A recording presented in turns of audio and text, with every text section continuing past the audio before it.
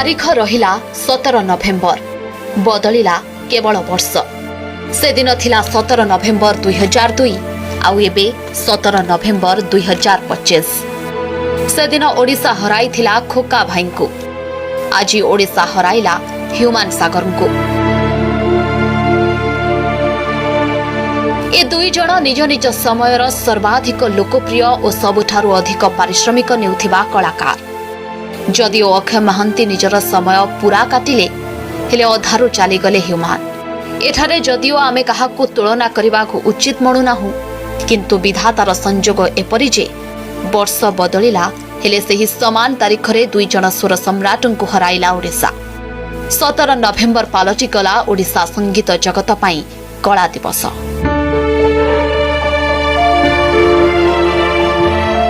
Human सागर और अक्षय महांती निज निज समयर संगीत सम्राट कहिले भूल हेबनी। खूब कम समय रे ह्यूमान को जो लोकप्रियता मिलिथिला बोध हुए सबु कलाकारंक भाग्य रे ताहा न थाए। डेब्यू करू करू लोकंक हृदय को छुई राज करिथिले ह्यूमान।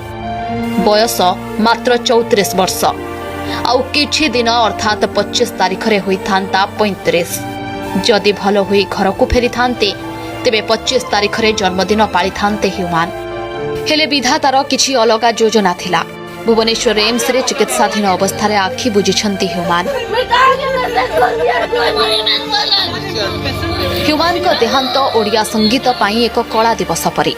निज संगीतर जादुरे लोकं को किमिया करुथिले ह्यूमान। एते अल्प दिन रे ओडिसार घरे घरे परिचित होइथिले। बोधे ओडिसार एमिति केउ स्थान नथिबो जेउठी तांको गीत बाजू नथिबो। लोकंक मध्यरे ग्रहणीयता तांको करिथिला अप्रतिद्वंदी। 2015 रे इश्क तोही तुरे निजर डेब्यू करंती ह्यूमान। बास एहा परे आउ पछकु फेरी चाहि नहंती। पाखापाखी 150 रु अधिक चलचित्र रे गीत गाइछंती ह्यूमान।